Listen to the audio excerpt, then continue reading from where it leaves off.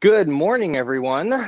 I apologize for a little bit of a late delay. I am not the most technological of people. However, welcome, and no, we might not have started yet. Maybe. Hey, look, there I am. Alrighty then. Okay, I think we've got everything set up. We're gonna mute that. That's fun.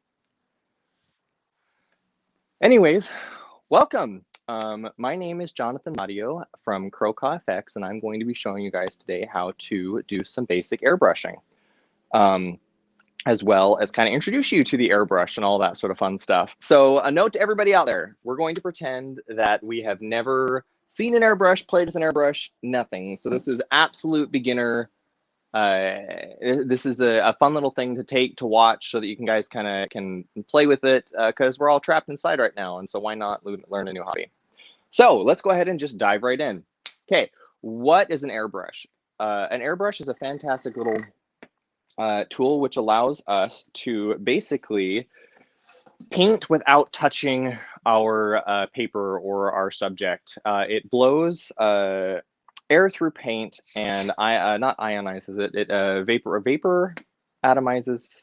I think it depends on the machine because some atomize and some spray the final paint to create your paint. Sorry, that was probably way more wordy than it needed to be. Anyways, airbrushing. Okay, so there are lots of different types of airbrushes, but the ones we're going to be focused on today are called dual action airbrushes. Dual action airbrushes allow you to have a wide range of control in your paint. So first off, you might ask yourself, what is dual action versus single action versus what in the world am I even talking about? And so let's go ahead and start. Airbrushes. This is an airbrush. This is a very old airbrush. This is a very worn airbrush. This is a very abused airbrush. But this is a little Pache single action airbrush. That means that the only control I have over the airflow is right here. And that turns it on and off. And then I can control the size of the spray by turning this little nozzle dude. Okay, next, this is also, besides being a single action airbrush, it is a siphon feed airbrush, meaning by which that the way the paint gets into the machine is actually through this little cup. And the machine brush siphons the paint up into the body. Versus a gravity feed, which is the first airbrush I showed you. This is a gravity feed airbrush. That means that we use gravity, imagine that, to get the paint into the actual machine itself. And so we have all of our little cups on top. Most airbrushes are separated out into these two different categories. Some spray guns basically you can have a super simple airbrush and then it can get more and more complicated the more you break it down, depending on the level of customization you want. This one is a dual action versus the single action, meaning by which that this little hammer guy, this trigger, allows me to control the air and to control the amount of paint going through the gun as well. When I actually start painting with it, I will show you what that means and what that looks like. Let's see, do we have any questions so far? 5 minutes. Okay, all right. Next little part of our whole setup. There's a couple different things you're going to need and you're going to want to airbrush, because the airbrush isn't going to do it for yourself. You're going to need an air compressor.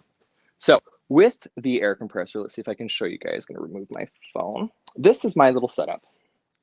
This is sorry about that.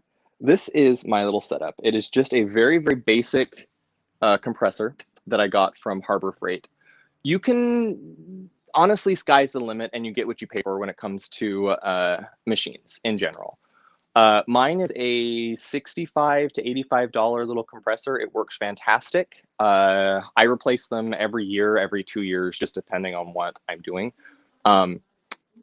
I have friends who have very, very, very nice multi-hundreds of dollars worth of compressors, and honestly, they are worth it for some of them, especially if it's something that you do all the time and you are airbrushing all the time. There are some compressors that allow you to have multiple hoses hooked up, multiple machines, and there's some really cool benefits to it. But for my purposes, I just use this little guy. He's super cheap, super industrial. Well, not industrial. I can take him anywhere, and if anything does happen, it's easy to replace him.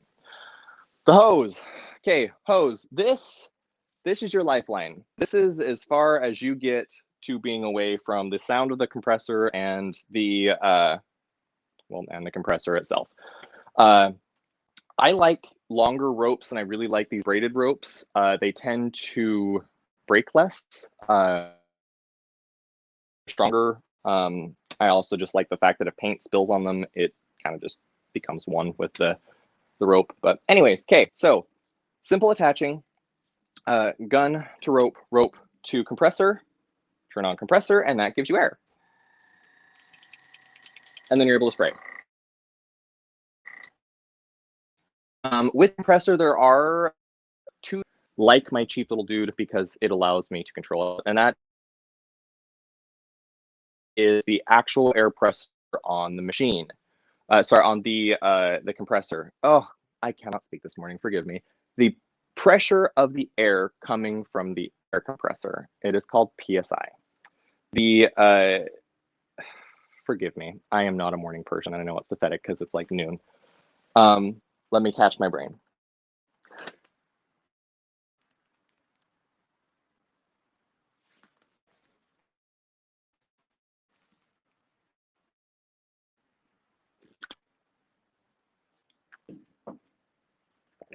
Okay.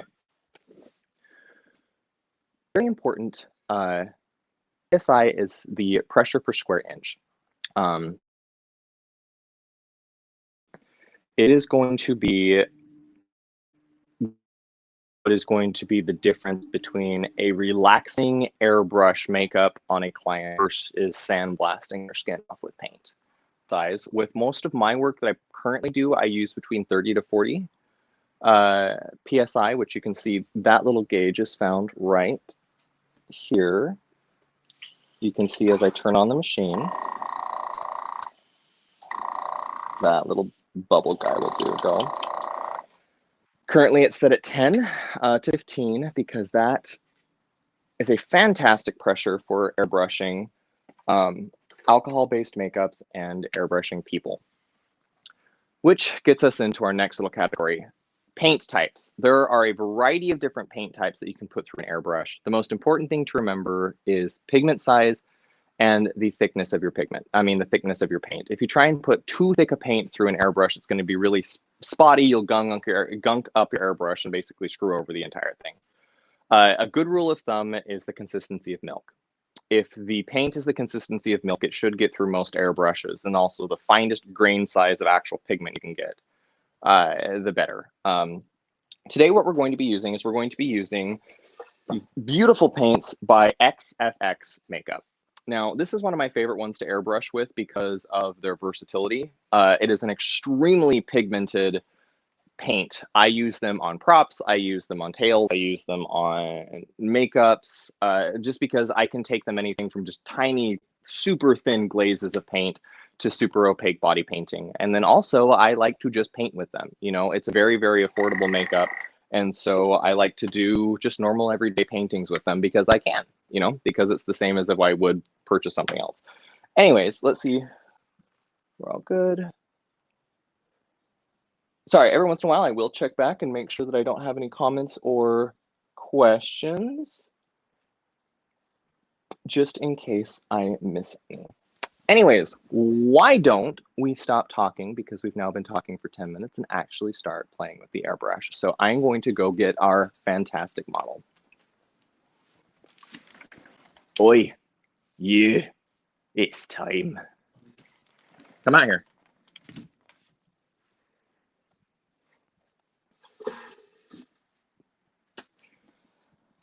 All right, so let's get everything all organized.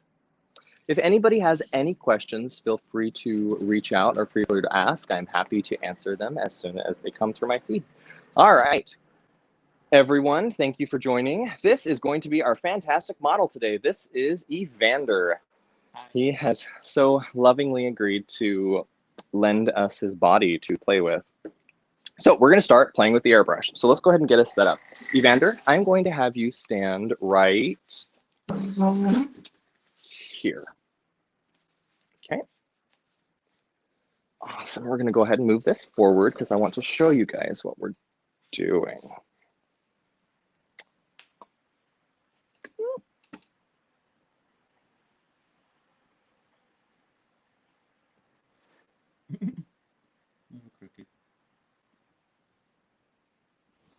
Alrighty then. Okay, boy, strip and take off your shirt. Okay, so loading the airbrush. Because this is a gravity feed, we're going to be going from the top. I'm going to go in with just a basic black to start because we're going to just show you guys how this works.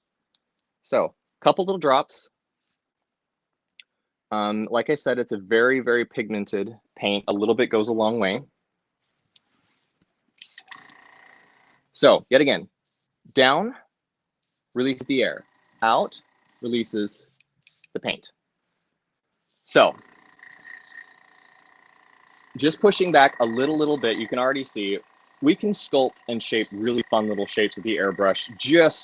This is literally just this motion. So yeah, airbrushing can go really push a lot of paint out very quickly, and I have not even really used anything. So now, the first thing I'm going to teach you guys with airbrushing is the dart. This is kind of the main stroke that you're going to find in airbrushing because it kind of just, everything kind of varies off of it, in my personal opinion. But it's an incredibly versatile little tool. Basically what a dart is, it is where you're taking from a larger space down to a smaller space. How that is achieved is by one, the distance from your model, or two, the control of your finger. When you combine the two of them, you are able to get these nice little darts. Now, that is fantastic for a variety of different things, because right now it doesn't look like a lot. It's a dumb little thing, but I'm going to show you how easy it is to turn a bunch of those little darts into a picture. So we're going to start right here in the middle of his chest, and we're going to give him just a little sideways dart, because you see they can be circles, they can be big fat nasty things, they can be, sky's the limit on these shapes. And we're going to go in and give him, let's give him just a little bit of distance. So yeah, yet again, this motion, just in, in, and control, warming up. Don't be afraid to make a mess. The whole point is to have fun. This side, we're just warming up. We're just screwing around and playing with it. But let's see. Let's have him turn just a little bit. Yeah, there we go. That's a good space right here. All right, so we're going to start with a dart, and we're going to take it from fat to skinny right here. Then I'm going to do some little circle darts around the side. I hope I'm using that word right. Okay, let's go ahead and start some little palm fronds. So yet again, fat, let's go skinny, fat, skinny.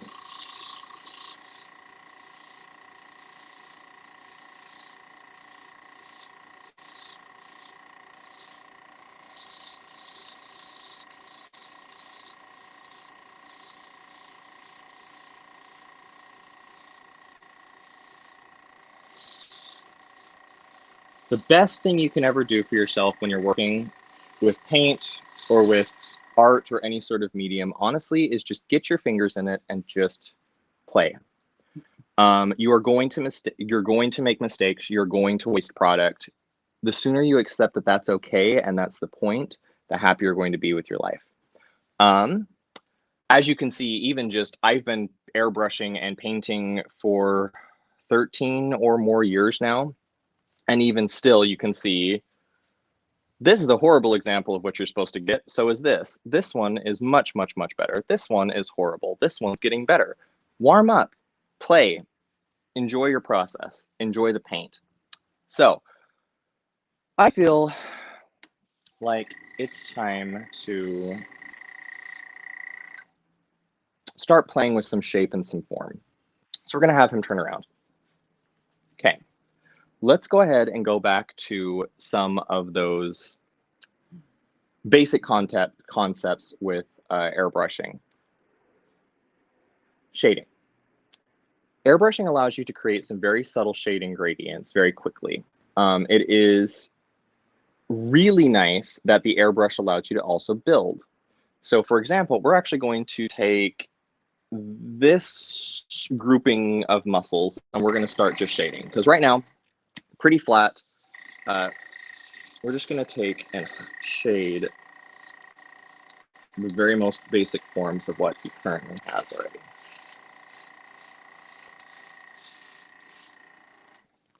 See, even just that, we get just the barest sense of dimension.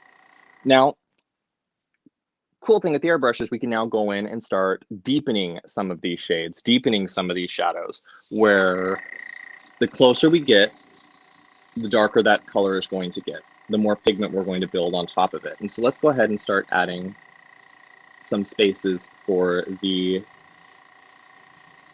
spine to start protruding and some additional shadows.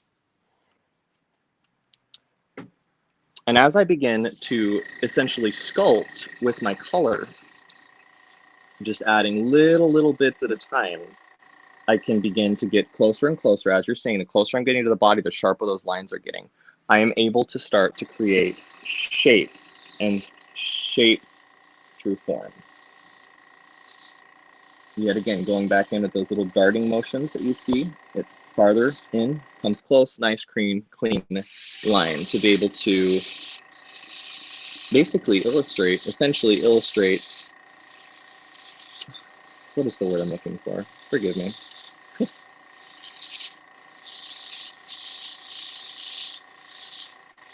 Thank you everyone for your patience. It has been a long while since I've taught a class, but this feels amazing. I miss you all oh so much, and I hope you all are taking care of yourselves in these interesting times. Okay, so we've played with a couple different shapes. I kind of like what I've got going here as far as just building color, building shadow, because this is a shadow, not really a color. But now we're going to go ahead and put in our next color. Okay, so mixing colors and painting with colors. One thing you want to make sure that you're doing is taking care of your airbrush. An airbrush can get really nasty really quick. So we're going to clean our airbrush in between each color. With the gravity feed, what I like to do is I like to take a little bit 99% alcohol. The types of paints I'm using today are a hybrid paint, which means that they have all of the qualities of a water-based a water-based airbrush paint, but they have all of the pros of an alcohol-based paint as well. So it allows us to have a paint that is very pigmented, very smooth in its application, but also is waterproof and smudge-proof. And so that I can, that was actually paint that was on my finger that just got him right there. I can layer and play and do body paints and do cosplay painting, do haunted house makeup with a product that is relatively affordable and that is just really versatile. But with that, I have to thin it out with rubbing alcohol, which unfortunately is very difficult to find at the moment. But it is pretty much the standard in the industry for body painting and for a lot of makeup effects, just because it lasts. And it's honestly, I would rather stand a few inches away from somebody and be able to paint them than to be touching them right now. So very sanitary little way to go about using basically disinfectant and pigment, alcohol. Anyways, make sure you clean it out before each color. Otherwise, you're going to just mix and muddy up your colors. It gets gross, it gets nasty, or you can clog your airbrush. So yet again, I'm just running a little bit of that 99% alcohol through there. Make sure that all of my pathways are clean. Checking to see if I have any questions or anything. All right. We're going to talk about highlights. So we've been talking a lot about shadows. We've been talking a lot about creating darkness. Now we're going to start talking about the other side of sculpting with color and light in the airbrush, which is bringing those highlights and those higher spaces up and out. So in this case, because we've been painting and playing with this spine, each one of these are going to be my highlight points. That's where I'm going to actually want to create that bone. Yet again, working with the airbrush, the key is going to learn how to learn how to build. It is really easy to make a big nasty mistake and go, oops, I want to put this here. And then he's got a big white mark and there's no doing much about it other than wiping it off. But if I just go in and stay farther away from the body, tiny, tiny, tiny, tiny bit of paint, and I just start to create a shape, and then I go over it again, and I go over it again, and I go over it again, and I go over it again, I can start to create a three-dimensional form using just my highlights. Pardon, I'm kind of doing this sideways. But you wouldn't be able to if you didn't build. Be patient, have fun. Let your eye be tricked. Let it start to see the painting instead of the paint. All right, so like I said, let's start going back into some of these highlights to create some form. So I want to bring that up, so I'm going to fill in that space essentially of where I wanted the top of each one of those little bone boys. Then yet again, going deeper and closer to be able to spot some higher points and to create some crisper lines of where I really want it to pop. Which in this case is going to be right along the top of the ridge of the knuckle of the sign.